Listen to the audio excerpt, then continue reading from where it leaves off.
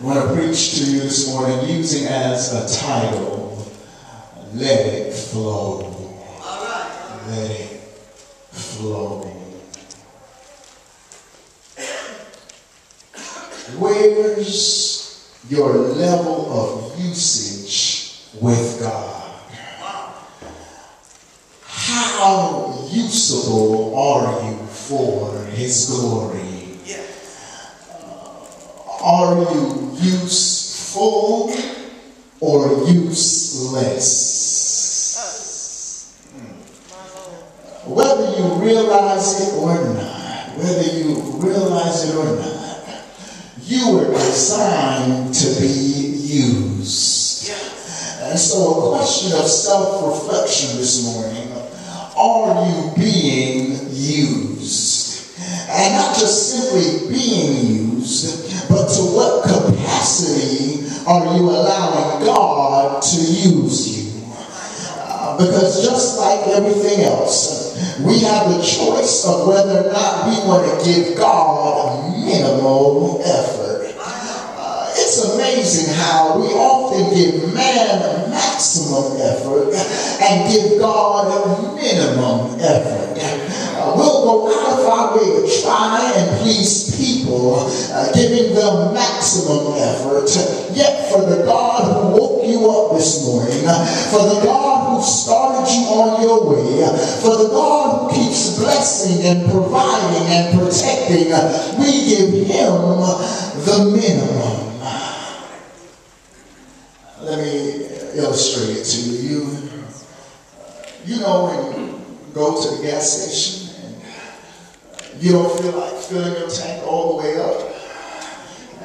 You're short on time, short on money, whatever the reason is. You say to yourself, how much do I have to put in to get to where I'm going?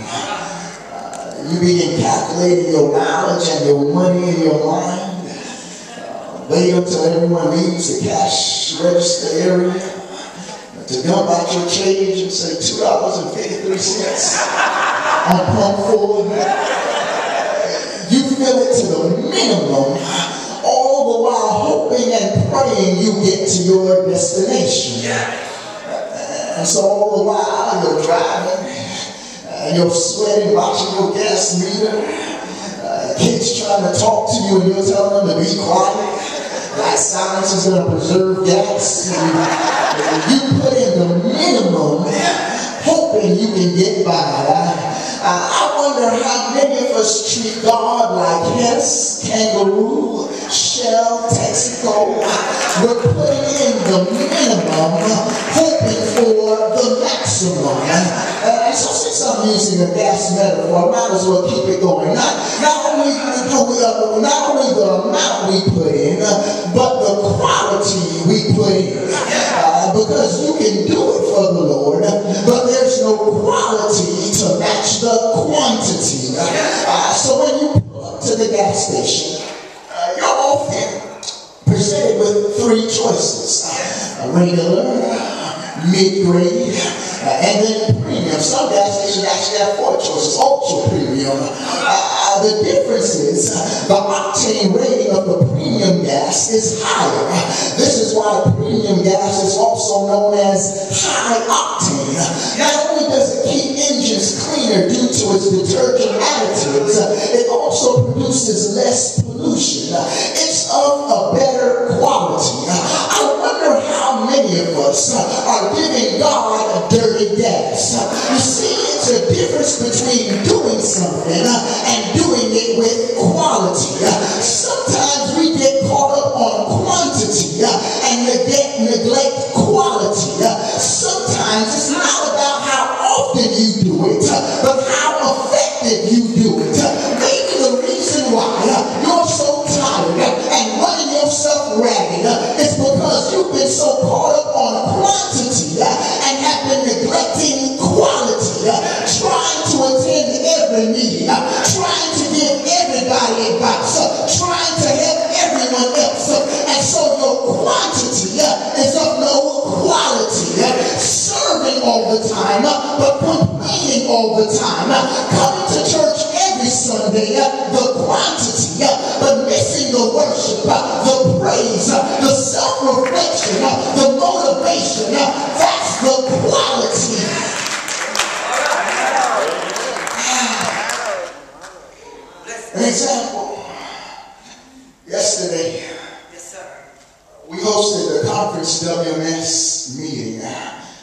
just want to pause to just say hats off to everyone who helped in some capacity. Y'all did a job second to none. Amen. So I just was saying, praise thank you all. Amen. Y'all were wonderful. And so when I arrived, I did everything I was supposed to do as the pastor. I made sure to greet the guests as they came in, near and far. Shook hands with my members, amen. Let y'all feel special because y'all are all special to me. I made sure to greet the presiding elder, made sure he was comfortable, anything he needed. I made sure to greet the guest pastors, make sure that they felt at home. I interacted with some of the youth, but by around 12:30, I was gone. I was telling some of y'all, peace out, I'm gone. I left. Matter of fact, I was driving down Fisk Avenue and I saw Sister Payne driving the other way over the church van. I just waited at Sister Payne. I made it home. But why? Because I understood as a pastor, at that point in time, there wasn't anything left for me to do. I could have tried to go in the kitchen and wash some dishes, but I'm sure someone would have ran me out. At that particular time, I knew the best thing I could have done was leave so I could prepare myself to be used today. I could have stayed yesterday and accrued quantity, but it would have been at the expense of today's quality. Because you have pastors hanging out all day long and in stuff they have no business being in, and then ineffective at what they should be doing. So you have to find that balance so your quantity is not degrading your quality. To not fall in the trap to where there's quantity, but it's so half-hearted. You're putting in minimal effort, producing bad quality. What if God reciprocated the effort we sometimes give him back to us? What if God said today, you know what? I don't feel like maintaining the cosmic momentum to keep Earth spinning on its axis. I don't feel like maintaining the exact gravitational force to keep Earth at exactly 92.9 million miles away from the sun, so they don't burn to death nor freeze to death. What if God said, I don't feel like keeping the Earth tilted at exactly 23.5 degrees on its axis so they can enjoy and appreciate spring, summer, fall, and winter? What if God treated us how we sometimes treat him?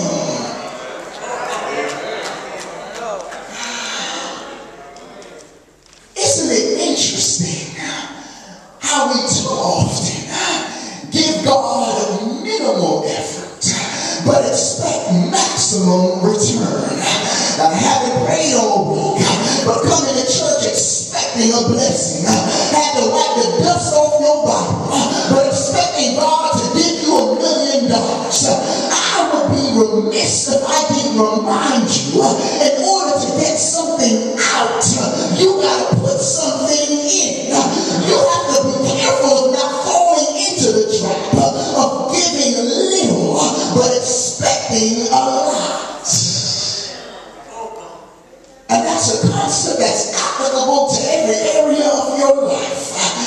If there's no investment in your marriage, if you don't put anything in, don't expect too much out. If you don't invest in yourself, don't ask why you're always tired, why you're always frustrated. This is our season of power. If you intend for God to give you power over your situation, power to have peace, power to press through what you're going through, power to control yourself, power to live victorious, then you have to put something in to get something out. We do fiscal investments, financial investments, but when was the last time you made a a spiritual investment. Because when you make certain spiritual investments, you'll broaden your capacity for God to use you and bless you, to use you and strengthen you, to use you and revive you. Somebody say, use me. Use me. My wife, she sends me grocery shopping sometimes. But before she sends me out the door, she has to give me a specific list. Maybe some brothers can empathize with my pride. She sends me to the grocery store, and she has to remind me, don't buy anything else except what's on the list. Because I have a tendency to go in for one thing and leave with 10 different things and still forget the one thing she sent me to the store for. But when I'm in the store and selecting various food items, I always check the expiration date.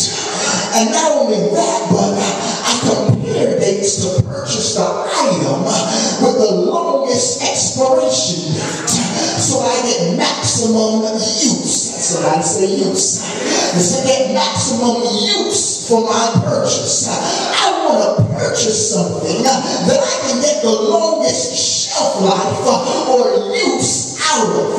So another question I propose to you this morning is, are you letting your shelf life expire without being used? Yes, this is a time of self-reflection and self-assessment. When God looks at you, are you fresh or are you mold? Are you sweet to his taste or have you become fermented? And so I asked it before and I ask it again. Where is your level of usability? Why do we let everyone else use us but God?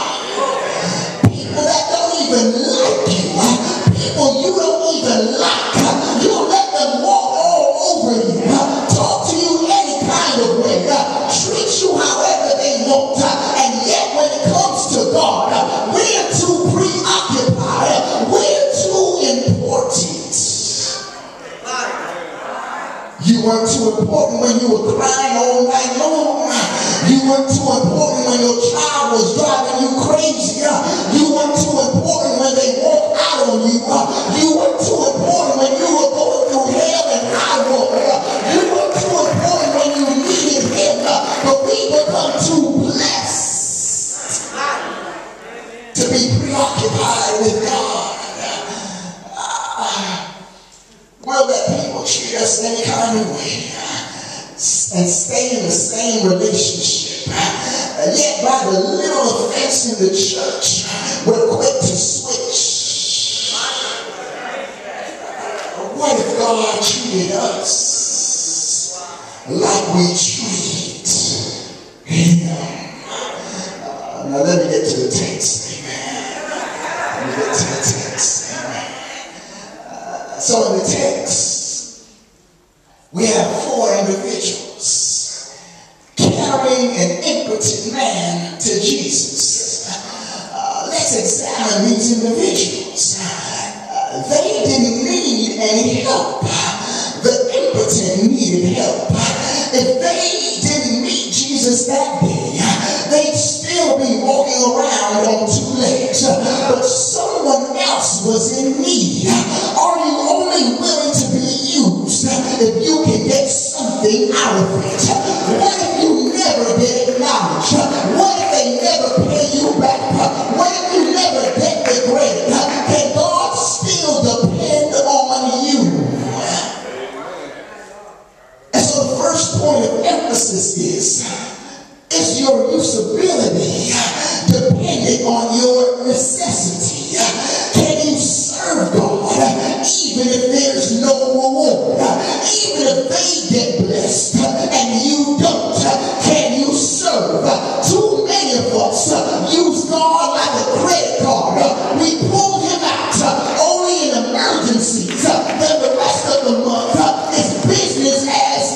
joy. Not only that, not only asking, is your usability dependent on necessity, but number two, is your usability dependent on adversity. They ran into a problem because of the crowd.